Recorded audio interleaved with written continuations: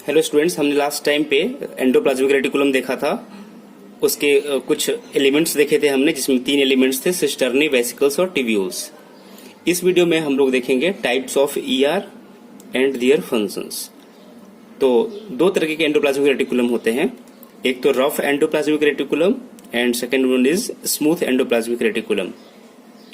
तो हम लोग देखते हैं क्या क्या डिफरेंस है। फर्स्ट, रफ एंडोप्लाज्मिक रेटिकुलम में सिस्टर्नी वाला पार्ट ज्यादा होगा, this one part, and smooth वाले में ट्यूबुलर पार्ट ज्यादा होगा। और यू कैन से रफ वाला पार्ट जो है वो राइबोसोम्स की वजह से प्रेजेंट होता है। ये राइबोसोम्स जो इसके ऊपर प्रेजेंट है वो सिस्टर्नी में प्रेजेंट होता है, और इसीलिए इस पार्ट को हम लोग रफ एंडोप्लाज्मिक रेटिकुलम बोलते हैं। मीन्स सिस्टर्नी पे अगर राइबोसोम्स प्रेजेंट हो तो हम उसे रफ एंडोप्लाज्मिक रेटिकुलम बोलते हैं। और चूंकि ट्यूब्यूल्स पे, ये जो ट्यूब्यूल्स है इस पे राइबोसोम्स प्रेजेंट नहीं होता है, इसलिए ये स्मूथ एंडोप्लाज्मिक रेटिकुलम वाला पार्ट हुआ। मीन्स ट्यूब्यूल्स वाला पार्ट स्मूथ एंडोप्लाज्मिक रेटिकुलम बोल सकते हैं हम लोग, और सिस्टर्नी वाले पार्ट जहां पे राइबोसोम्स प्रेजेंट है उसको रफ वाला पार्ट बोल सकते हैं। मीन्स एक एंडोप्लाज्मिक रेटिकुलम में भी दोनों पार्ट हो सकते हैं, रफ वाला पार्ट भी और स्मूथ वाला पार्ट भी। नेक्स्ट हम लोग देखते हैं, रफ वाला पार्ट जो है वो न्यूक्लियस के काफी क्लोज होता है, while smooth part is closer to plasma membrane. Rough has ribosomes on the surface, while smooth has no ribosomes on the surface. Protein synthesis में हेल्प करता है, चूंकि रफ वाले पे राइबोसोम्स प्रेजेंट होता है, राइबोसोम प्रोटीन सिंथेसिस में help करता है और उसके ट्रांसपोर्ट में भी हेल्प करता है। जबकि smooth endoplasmic reticulum synthesis of lipids and it's transport, ये लिपिड के सिंथेसिस में हेल्प करता है। तो ये पॉइंट इंपॉर्टेंट है। Transport of nuclear material means इस न्यूक्लियस में जो चीजें हैं वो यहां से निकल करके इधर आएंगे, फिर इधर से होते हुए बाहर ट्यूब्यूल से होते हुए निकल जाता है। तो मींस न्यूक्लियर मटेरियल के ट्रांसपोर्ट में भी रफ एंडोप्लाज्मिक रेटिकुलम रिस्पॉन्सिबल है। जबकि स्मूथ एंडोप्लाज्मिक रेटिकुलम में डेस्मोटिब्यूल्स विच रन थ्रू प्लाज्मोडेस्माटा। डेस्मोटिब्यूल्स क्या होता है, हमने जैसा कि बताया कि ये ट्यूब्यूल वाला पार्ट प्लाज्मा मेम्ब्रेन से अटैच्ड होता है, और ये प्लाज्मोडेस्माटा वगैरह प्लाज्मा मेम्ब्रेन में होता है। मींस ट्यूब्यूल्स के थ्रू दूसरे सेल में मटेरियल जा सकता हो, इसलिए हम लोग बोलते हैं कि ये डेस्मोटिब्यूल्स और प्लाज्मोडेस्माटा से अटैच्ड होता है ये स्मूथ एंडोप्लाज्मिक रेटिकुलम वाला पार्ट।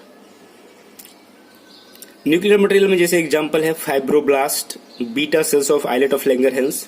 ये हम लोग जब ह्यूमन फिजियोलॉजी पढ़ेंगे तब वहां पे पढ़ेंगे क्या होता है ये सब। ये पैंक्रियाज में होता है, आइलेट्स ऑफ लैंगरहैंस। और फाइब्रोब्लास्ट क्या होता है, ये सब रेमिनेंट्स होते हैं एंडोप्लाज्मिक रेटिकुलम, गोल्जी बॉडी, इन सब के रेमिनेंट्स होते हैं, टुकड़े होते हैं, ये सब फ्रेगमेंट्स होते हैं। नेक्स्ट हम लोग देखते हैं स्मूथ एंडोप्लाज्मिक रेटिकुलम का।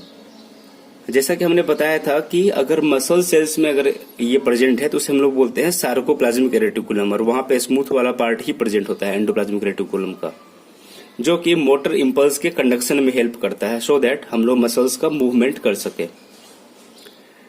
लैक्टिक एसिड के भी रिमूवल में हेल्प करता है ये। लैक्टिक एसिड क्या है, जब हमारा मसल सेल्स फटिग हो जाता है, हम ज्यादा एक्सरसाइज हम लोग करते हैं तो लैक्टिक एसिड का फॉर्मेशन हो जाता है हमारे मसल सेल्स में, और उसी को रिमूव करने में स्मूथ एंडोप्लाज्मिक रेटिकुलम हेल्प करता है। उसके अलावा स्मूथ एंडोप्लाज्मिक रेटिकुलम के और भी फंक्शन है, देखते हैं हम लोग। डिटॉक्सिफिकेशन ऑफ सब्सटेंसेस लाइक बेंजोपायरिन, ये सब कुछ टॉक्सिक सब्सटेंसेस हैं बॉडी में, इसका डिटॉक्सिफिकेशन भी करता है SER। Glycogenolysis in liver cells, glycogen को तोड़ना मीन्स ग्लाइकोजेन का लाइसिस करना is known as glycogenolysis in liver cells. हमारी बॉडी में ग्लूकोज सब स्टोर होते हैं ग्लाइकोजेन की फॉर्म में, और जब एनर्जी की वापस रिक्वायरमेंट होती है तो उसी ग्लाइकोजेन का ब्रेक डाउन होता है, जिसे हम लोग ग्लाइकोजिनोलाइसिस बोलते हैं। तो ये भी स्मूथ एंडोप्लाज्मिक रेटिकुलम की हेल्प से होता है। एग्जांपल्स वैसे सेल्स जहां पे स्मूथ एंडोप्लाज्मिक रेटिकुलम ज्यादा होंगे, जैसे adipocytes, liver cells, Leydig cells, follicular cells. Means ऐसा जगह जहां पे लिपिड का सिंथेसिस होना है, वैसे जगहों पे स्मूथ एंडोप्लाज्मिक रेटिकुलम ज्यादा मिलेगा, और वैसा सेल्स जहां पे प्रोटीन का सिंथेसिस होना है वहां पे रफ एंडोप्लाज्मिक रेटिकुलम ज्यादा मिलेगा। हम लोग देखेंगे आगे कि rough endoplasmic reticulum, smooth endoplasmic reticulum means यहां से मटेरियल इधर आता है, यहां से फिर मटेरियल गोल्जी बॉडी में जाता है, गोल्जी बॉडी से मटेरियल फिर जो निकलता है वो प्राइमरी लाइसोसोम होता है, और फिर प्राइमरी लाइसोसोम डाइजेस्ट करता है किसी फूड मटेरियल को या किसी बाहर के फॉरेन सब्सटेंस को, मींस दूसरे सेल के सब्सटेंस को, और उसे एक्सोसाइटोसिस करता है, मींस सेल में यूज करने के बाद उसे थ्रू आउट कर देता है। तो ये सीक्वेंस है, आरईआर से मटेरियल एसईआर में जाएगा, एसईआर से गोल्जी बॉडी में, गोल्जी बॉडी से प्राइमरी लाइसोसोम बनेगा, फिर उसके बाद एक्सोसाइटोसिस। तो इसी सिस्टम को पूरा हम लोग बोलते हैं GERL system, means Golgi body, endoplasmic reticulum, lysosomal system.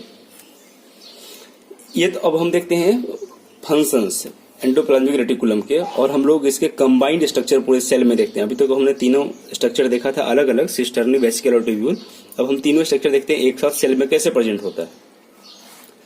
तो ये अगर कोई एक सेल है, ये एज्यूम करें ये बड़ा सा एक कोई सेल है, तो ये इसका न्यूक्लियस है, ये दिस वन इज न्यूक्लियस, और this is the blebbing of nuclear membrane, means nuclear membrane के ही आउट ग्रोथ से ये स्ट्रक्चर राइज हुआ है, जो ये एंडोप्लाज्मिक रेटिकुलम है। मींस न्यूक्लियर मेम्ब्रेन से स्टार्ट होता हुआ प्लाज्मा मेम्ब्रेन तक गया है। तो एंडोप्लाज्मिक रेटिकुलम के यहाँ पे तीनों पार्ट हैं। ये जो कॉइल्ड पार्ट है, अनब्रांच्ड एंड कॉइल्ड पार्ट, ये सिस्टर्नी है, ये राउंड राउंड वेसिकल्स हैं, और ये तीसरा पार्ट है ट्यूब्यूल, जो कि ब्रांच पार्ट है। ट्यूब्यूल में राइबोसोम्स नहीं है, इसलिए इसे हम SER भी बोल सकते हैं, स्मूथ एंडोप्लाज्मिक रेटिकुलम, और you can say this is the smooth part of the endoplasmic reticulum, while this is the rough part of endoplasmic reticulum. So all those three structures are present combinedly here. This is cisternae, these are vesicles, and the third one is tubules, which is attached to the plasma membrane. अब हम लोग देखेंगे कि endoplasmic reticulum के functions क्या क्या हैं। जैसे हमने पहले बताया था, transport of protein and lipids to Golgi body, हमने बताया था एंडोप्लाज्मिक रेटिकुलम गोल्जी बॉडी को देता है। कंपार्टमेंटलाइजेशन भी करता है, मींस सेल के अंदर ये कंपार्टमेंट्स भी क्रिएट कर रहा है।